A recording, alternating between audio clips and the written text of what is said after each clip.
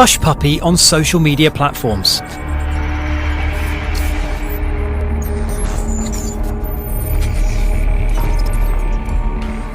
In less than just 4 months, Dubai's police force was able to solve the new operation dubbed Fox Hunt 2, where 12 other gang members were also arrested.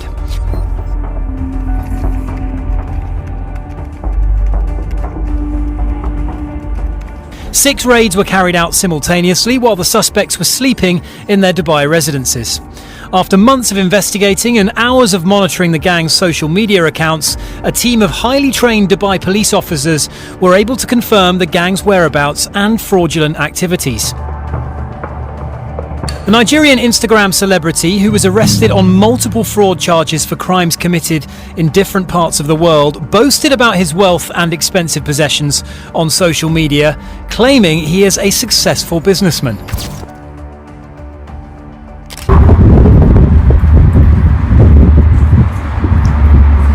You don't come home. Somebody just said, you don't snap, shoe receipts now. But we know zero stress receipts. Oh yeah, I'm gonna give it tomorrow. This is Ray Hush Puppi, known as one of the most prolific money launderers in the world, targeting both American and international victims. But behind the designer suits and private jets holds a series of lies. How did a small-time hustler from Lagos rise to scam hundreds of millions? And why couldn't he stop showing off?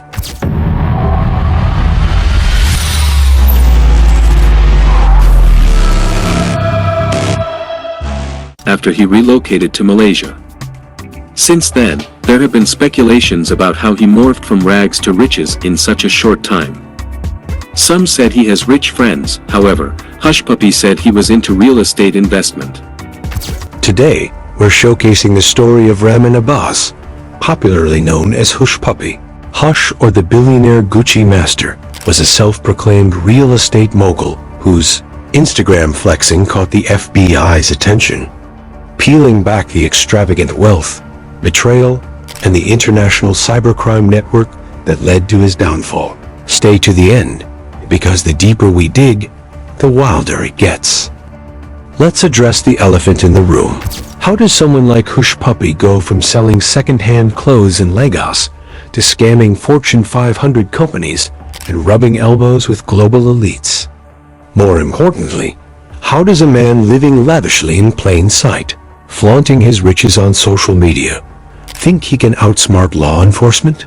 The rise of Hush Puppi isn't just a story of greed, it's a blueprint for how unchecked ambition and arrogance can lead to one's destruction.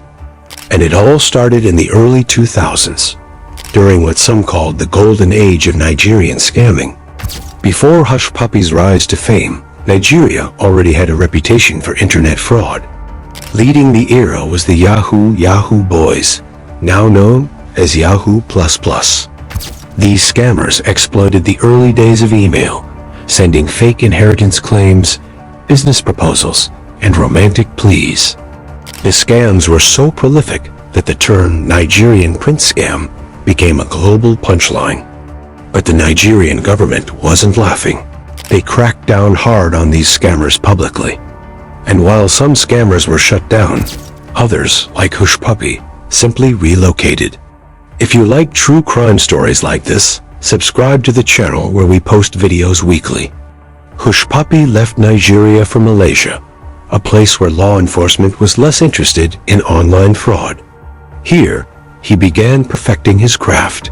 Instead of targeting individuals with small-scale scams, Hush Puppi went after big-money corporations.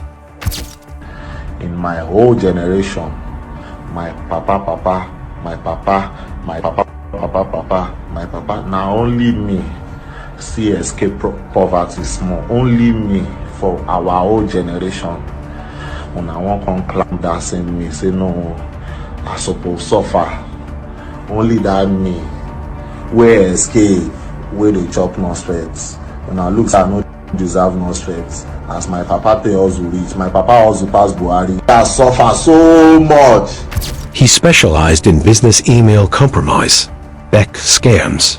His method was as simple as it was effective. Hack into a company's email system. Monitor their transactions. Intercept large payments by posing as an employee or vendor. One scam netted him $40 million from a U.S. law firm. Another targeted Malta's Bank of Valletta, stealing $14.7 million. But his boldest plan involved scamming the English Premier League out of $124 million. As the money rolled in, Hush Puppy's social media presence exploded. His Instagram had 2.5 million followers and Snapchat 1 million subscribers. He wasn't just rich, he wanted everyone to know it. Living his best life out loud. He posted photos with luxury cars, private jets, and suitcases stuffed with cash. Brands like Gucci and Louis Vuitton chased him, inviting him to exclusive events. He hosted yacht parties, celebrating in a big way. Hush Puppy drove the best cars money could buy, from the Rolls-Royce to Ferraris. He posted videos living in a luxury apartment at the Palazzo Versace Apartments in Dubai, UAE. As far as anyone knew, he was a self-proclaimed real estate mogul, though no one could quite figure out what properties he owned. Unknowingly, Hush Puppy had one big problem with his rise to Instagram fame. The FBI was watching. Hush Puppy's need to flaunt his wealth became his biggest flaw. He wasn't just showing off to his followers, he was leaving a trail of clues, building a case for law enforcement. In one photo, he accidentally revealed his birthday. In another, his real name appeared on a designer bag.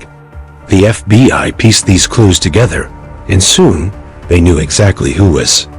But they needed more than just a name. So they started monitoring his online activity. FBI agents even followed him on Instagram, liking his photos to keep him posting. While Hush Puppy was living large, one of his partners had other plans.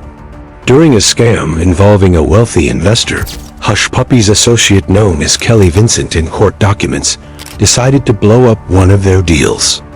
Kelly gave the victim inside knowledge about the scam's details and tipped off the victim, who contacted authorities. It all started with a Qatari businessman who wanted to build a school for children in Qatar. He needed a loan to fund the project and turned to what he thought were financial consultants and bankers. Instead, he had unknowingly walked into a trap set by Hush Puppy and his team. Hush Puppy and his group pretended to be professionals who could help. One member, Abdulrahman Imran Juma, acted as the middleman. Hush Puppy himself played the role of Malik, a fake banker from Wells Fargo. The other partner, Kelly Chibuzo Vincent, created fake documents, a bogus banking website, and even a phone line to make it all look real. Convinced by the elaborate setup, the businessman transferred $1.1 million, thinking it was part of the loan process. Instead, the money was stolen. The stolen money was quickly laundered or cleaned by Hush Puppy's team.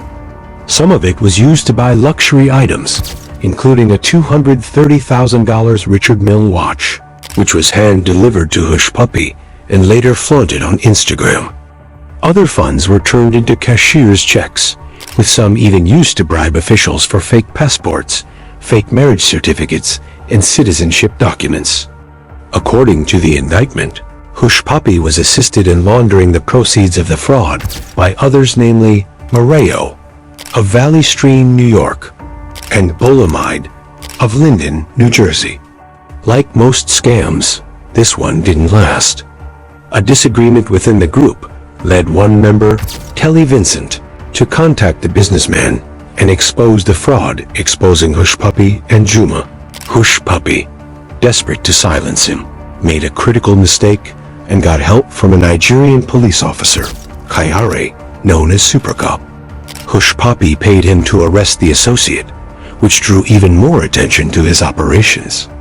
The officer allegedly arrested Kelly Vincent in Nigeria and sent photos of him in jail to Hush Puppy as proof. But by then, law enforcement was closing in. Was arrested by Interpol in Dubai for alleged cybercrime in June 2020. Following his extradition to the United States, Hush Puppi is facing criminal charges for conspiracy to launder money obtained from business email compromise frauds and other scams. In June 2020, Dubai police, working with the FBI, raided Hush Puppi's penthouse at the Palazzo Versace Hotel. They called it Operation Fox Hunt 2. What they found was surprising. $40 million in cash. 13 luxury cars worth $7 million. 47 smartphones. 21 laptops. 15 memory storage devices. 5 external hard drives and 800,000 potential victim emails. It was one of the largest cybercrime busts in history. Yusuf A.J. of Brooklyn, New York, allegedly played a role in the fraud, assisting Hush Puppi with a call to the victim posing as Malik. Hush Puppi's team Yusuf, Areo, and Bolamide were all arrested in New York and New Jersey on July 22, 2021. Extradited to the U.S., Hush Puppi pleaded guilty to money laundering in April 2021.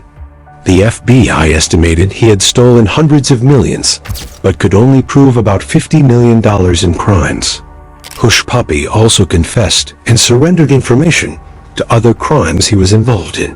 Back in January 2019, Hush Puppi stated he teamed up with Ghalib Alomari, a 36-year-old from Ontario, to help launder stolen money. The money came from a bank in Malta, Southern Europe, after North Korean hackers pulled off a major cyber attack. The funds, worth about $14.7 million, were supposed to be funneled to the North Korean government. Hush Puppi and Alomari played a key role in laundering the stolen cash by sending it through banks in Bulgaria and Romania. In short, they helped make stolen money look legitimate, so it could be used without raising suspicion. In May 2019, Hush Puppi and Alomari shifted their attention to the United Kingdom. This time, they plotted to launder millions of British pounds stolen from both a British company and even a professional soccer team. To carry out this scheme, Hush Puppi shared details of a Mexican bank account with Alomari. This account was special because it could supposedly handle millions of dollars without being flagged or blocked. These crimes highlight just how far-reaching and dangerous cyber fraud can be. Hush Puppi wasn't working alone. He was part of a global network involving hackers, scammers, and even criminal governments. He admitted his involvement in these schemes, including helping to launder money stolen in some of the biggest cyber heists of the last few years. Alomari was charged separately and pleaded guilty in November 2020 to one count of conspiracy to engage in money laundering. He is serving a 140-month federal prison sentence and was ordered to pay more than $30 million in restitution. For Hush Puppi's cooperation, including implicating Supercop, his sentence was reduced from 20 years to 11.